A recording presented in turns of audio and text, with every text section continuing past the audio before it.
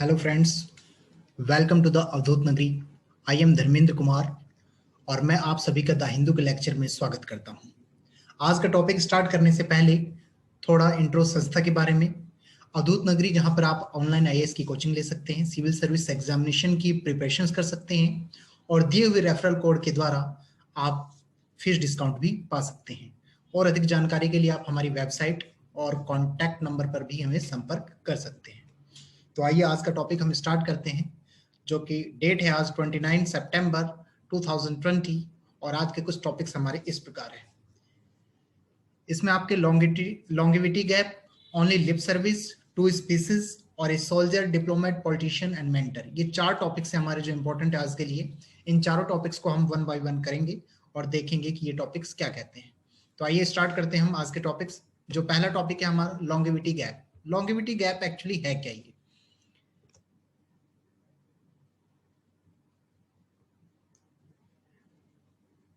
देखिए, longevity gap, इसके अंदर क्या बताया गया है? इंडिया की लाइफ एक्सपेक्टेंसी के बारे में, मतलब जीवन संभावना के बारे में। होता क्या था 1970 टू 75, 1970 से 75 के अंदर में लगभग आदमी जो 50 की एज के होते थे लगभग, उस टाइम पे ज्यादा उनकी मौत होती थी। रीजन ये नहीं कि मतलब यानी कि कम जीते थे, ऐसा नहीं है। उस समय आदमी 100 साल के, 100 साल के, 90 साल के भी जीते थे, लेकिन मैक्सिमम जो मौतें होती थी ना वो इस एज में हो जाती थी। क्यों? बीमारी से ग्रसित है, बीमारी का इलाज नहीं है, उस टाइम में उतनी टेक्नोलॉजी नहीं थी, इस कारण ये सारी समस्या आ रही थी। और जो आज का लेटेस्ट फिगर देखा जाए तो आज जो मौतें हो रही है वो 69.4 ईयर, जो कि काफी इंप्रूव हुआ है पहले में, तो जो कि हमारे लिए काफी अच्छा है। Japan was here in 1960 and China is 1990। Japan ने ये चीजें 1960 में ही अचीव कर लिया था और चाइना ने 1990 में अचीव कर लिया था। देखिए, इंडियन लाइफ एक्सपेक्टेंसीज के अंदर पॉवर्टी भी रिलेट करता है, गरीबी। कैसे, वो मैं आपको बता देता हूँ।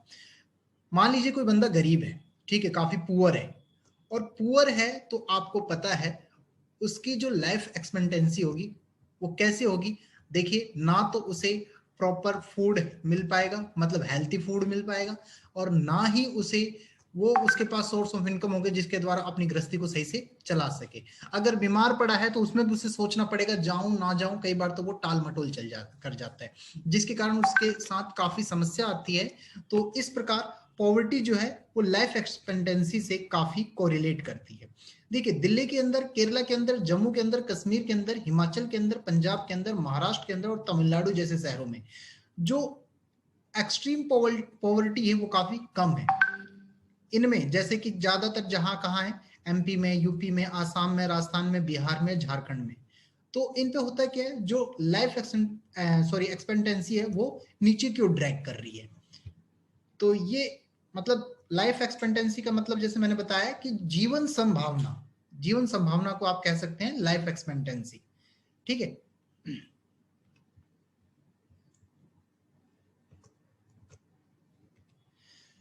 तो इसमें क्या है, देखिए, जो आज की हमारी करंट की इकोनॉमी है, जो करंट की इंडिया की इकोनॉमी है, difficulties are turning the clock back in the fight against poverty. Poverty के कारण क्या है, इकोनॉमी डाउन जा रही है, जो इकोनॉमी काफी डिफिकल्टी में है।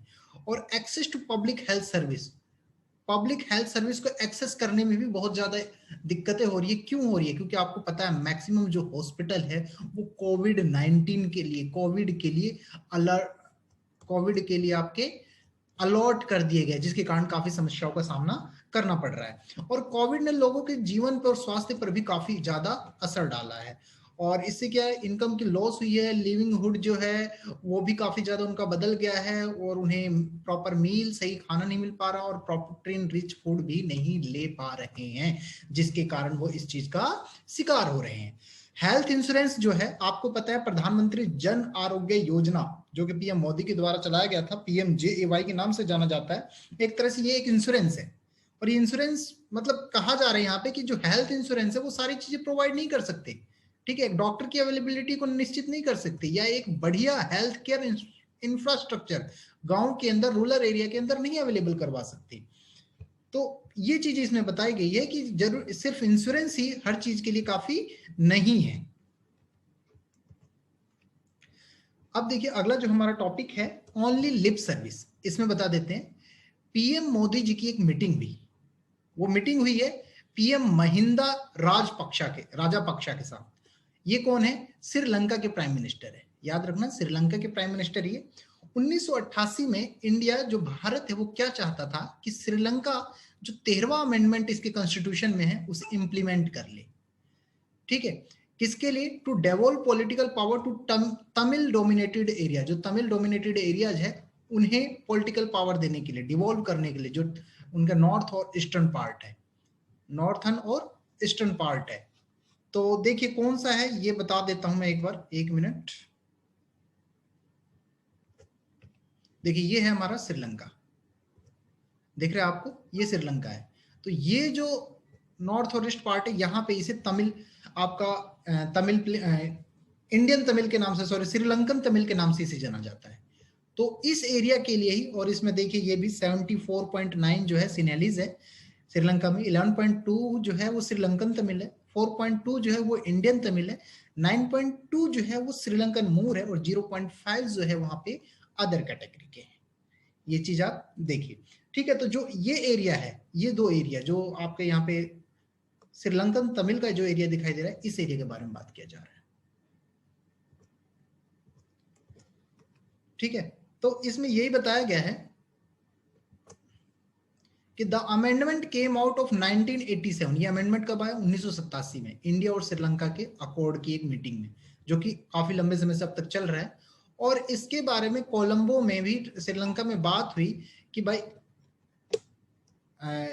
Of abolishing the amendment altogether, कि अमेंडमेंट को लाना चाहिए भाई। ठीक है, पीएम मोदी क्या कहते हैं कि जो श्रीलंकन गवर्नमेंट है उसे तमिल लोगों के लिए, उनकी इक्वलिटी के लिए, जस्टिस के लिए, पीस के लिए, उनके रेस्पेक्ट के लिए श्रीलंका को ये जो 13वां अमेंडमेंट का जो प्रोसीजर है इसे आगे बढ़ा देना चाहिए।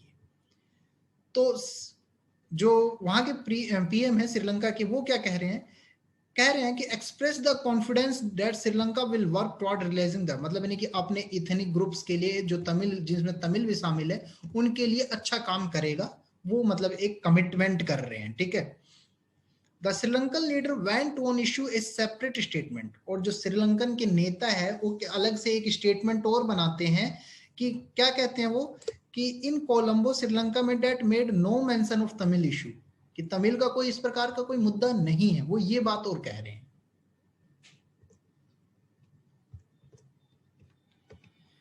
अब देखिए उसमें एक चीज और है, it is as if both sides now they must pay lip service to Sri Lankan yet unresolved Tamil question, जो तमिल से रिलेटेड जो क्वेश्चन अनरिजोल्व है, दोनों साइड से ये कहा जा रहा है कि मतलब if both side नो, अगर दोनों साइड को पता है कि they must pay lip service, उन्हें लिप सर्विस देनी चाहिए उन्हें।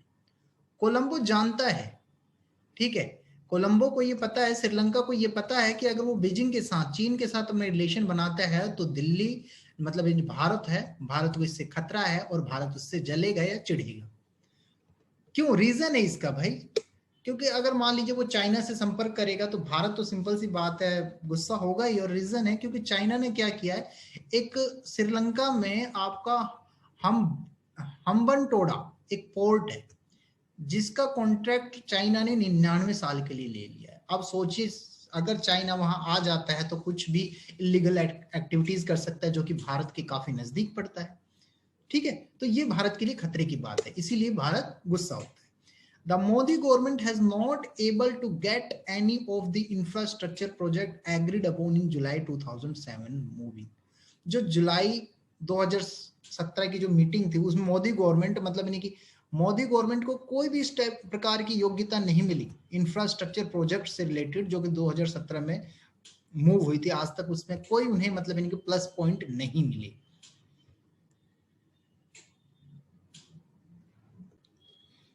अगला टॉपिक है हमारा टू स्पीचीज। पाकिस्तान के जो प्राइम मिनिस्टर हैं मिस्टर इमरान खान, उन्होंने अपने स्पीच में यूएन जनरल असेंबली में फोकस जो किया था वो मैक्सिमम, मतलब बहुत कम टाइम पाकिस्तान पे फोकस किया। उन्होंने ज्यादातर जो फोकस किया वो इंडिया के अगेंस्ट बातों पर फोकस किया। मिस्टर खान ये कह रहे हैं भारत को कि which found more than a third of his text repeated the allegation, एक minute, valuation in his previous speech accusing the Modi government, वो मोदी गवर्नमेंट को मतलब एक्यूज कर रहे हैं और क्या कह रहे हैं कि ये इस्लामोफोबिया को स्पॉन्सर कर रहा है, मतलब नाजी कंसेप्ट को इंस्पायर कर रहा है, उनका ये कहना है। और मिस्टर खान साहब का कहना है, extreme comparison were made between the citizenship act and the neural, और वो कंपैरिजन किसकी कर रहे हैं, जो सिटीजनशिप अमेंडमेंट हुआ है ना, उसकी कंपैरिजन न्यूरमबर्ग लॉज के साथ कर रहे हैं। जैसा कि मान लीजिए आसाम के अंदर एक डिटेंशन कैंप है और नाजी के अंदर जो जर्मनी नाजी में जो कंसंट्रेशन कैंप है, उन दोनों में उसी हिसाब से वो यहाँ पे कंपैरिजन कर रहे हैं, जो कि गलत है। सभी को पता है क्या सच्चाई है। खैर वो एक बात और कह रहे हैं, वो कह रहे हैं कि जो एलओसी है एक वोलेशन का केंद्र है और जो कश्मीर है वो न्यूक्लियर एक फ्लैश पॉइंट है। पाकिस्तान का खुद का एक रिकॉर्ड है माइनॉरिटीज पे, वो कह रहा है कि जो माइनॉरिटीज को लेके अगर इंडिया की बात करें तो वो बहुत बुरी स्थिति है, उनका ये कहना है। ठीक है, और भारत इसे रोक रहा है, इस पर रोक लगा रहा है माइनॉरिटीज को आगे बढ़ने से। ये हंसी वाली बात है जो कि भारत के बारे में बात कर रहे हैं, जो कि सबको पता है कि भारत जो है एक सेकुलर डेमोक्रेटिक कंट्री है। ठीक है, जहां पर सभी धर्मों के लोग रहते हैं, सिख, ईसाई, मुसलमान, हिंदू, सब। ठीक है, तो कैसे यहां पे हर व्यक्ति को हर चीज में खड़े होने की पूरी आजादी है। मिस्टर खान एक्यूजन ऑफ इंडियन है, इंडियन स्टेटर, देखिए एक एक्यूज और कर रहे हैं इंडिया को, क्या कर रहे हैं कि वो इसे स्टेट टेररिज्म का मतलब बता रहे हैं इंडिया को कि इंडिया जो वो स्टेट टेररिज्म है। ठीक है, और वो इस चीज को ध्यान नहीं दे रहे कि एक फाइनेंशियल एक्शन टास्क फोर्स की एक मीटिंग है अक्टूबर के अंदर, जहां पर पाकिस्तान जून 2018 से ही ग्रे लिस्ट में पड़ा हुआ है, और वो हमें कह रहे हैं कि भाई तुम लोग जो है वो स्टेट टेररिज्म।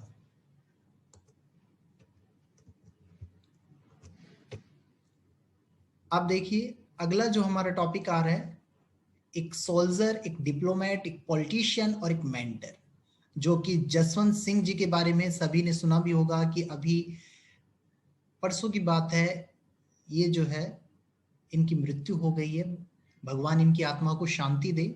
तो इन्हीं के बारे में कुछ व्यूज है यहाँ पे, इन्हीं के बारे में कुछ बातें हैं कि एक सोल्जर भी थे, एक डिप्लोमेट भी थे, एक पॉलिटिशियन भी थे और एक मेंटर भी थे।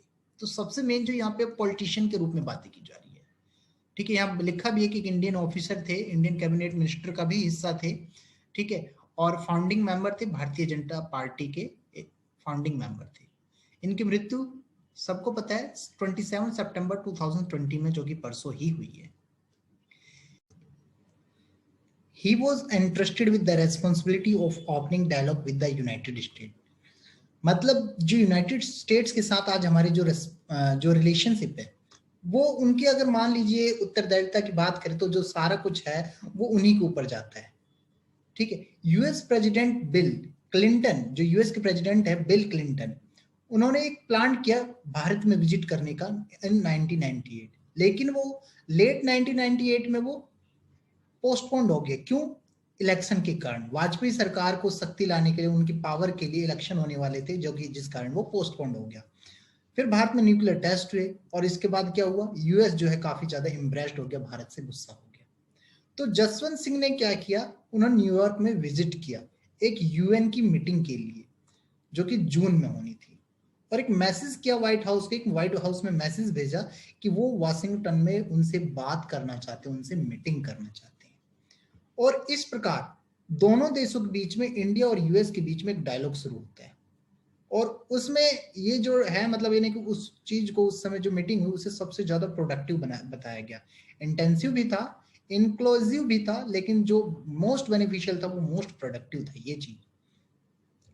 इसके बाद, ये मीटिंग होने के बाद, भारत और यूएस में लगभग 16 मीटिंग, भारत और यूएस के बीच में 16 मीटिंग हुई जून 1998 से लेके सितंबर 2000 तक, 7 शहरों के अंदर। और इससे हुआ क्या, दोनों के रिलेशन काफी अच्छे हो गए, और क्लिंटन जी ने फिर भारत में मार्च 2000 के अंदर विजिट किया, और फिर वाजपेयी ने इसके बदले क्या किया, रिटर्न विजिट 2000 में उसी साल किया, वो भी सितंबर में क्लिंटन जी किया। और फिर क्लिंटन जी ने क्या किया, सबसे largest state dinner white house के अंदर होस्ट किया।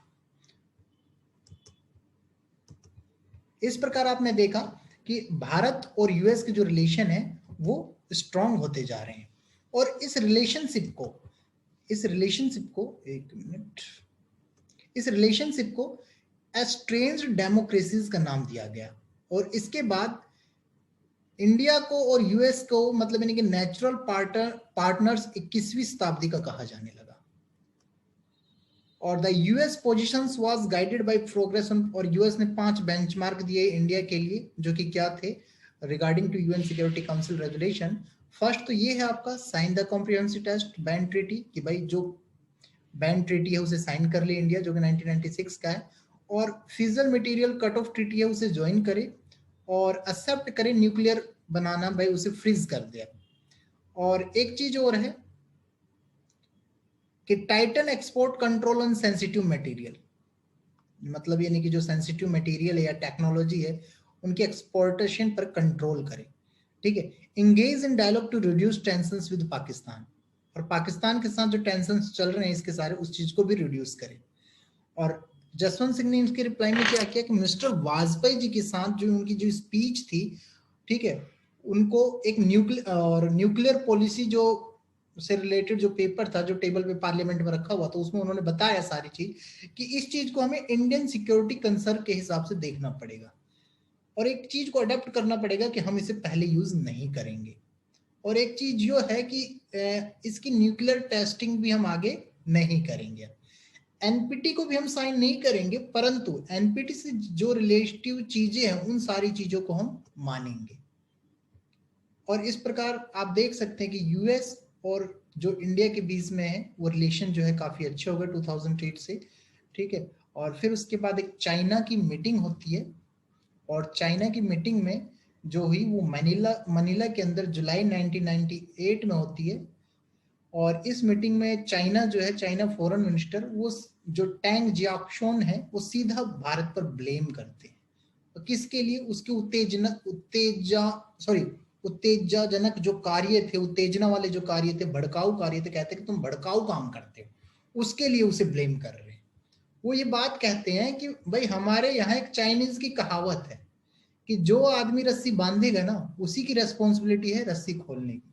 और इसी के रिप्लाई में जसवंत जी की कहते हैं कि भाई हमारे यहाँ भी राजस्थान में एक कहावत है कि रस्सी को खोलने के लिए जो गांठ लगी है उसके लिए 2 हाथ चाहिए। तो अच्छी बात थी भाई, जसवंत जी ने अच्छा जवाब दिया था।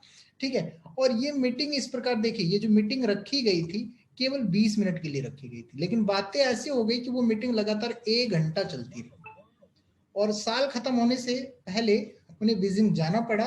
और किस कारण से, सिक्योरिटी डायलॉग जो होने थे, नए सिक्योरिटी के डायलॉग जो आने थे दो देशों के बीच में, इस रिगार्डिंग। और इस प्रकार से जो है आपका ये चाइना की मीटिंग, या चाइना के साथ भी मतलब यानी कि जो हुआ, या जो सारी प्रॉब्लम का सॉल्यूशन उस समय धीरे धीरे ये कर रहे थे जसवंत जी। और इस प्रकार फिर उनकी, आप जानते हैं कि आज उन्होंने क्या 27 सितंबर को 2020 को उनकी मृत्यु हो जाती है। ठीक है, और आज का लेक्चर जो है हमारा यहीं पर फिनिश होता है। और दोस्तों अगर आपको वीडियोज अच्छी लगे तो कृपया करके इसे शेयर करें, लाइक करें, कमेंट करें और सब्सक्राइब भी करें। और आप सभी को बहुत बहुत धन्यवाद। Thanks for watching.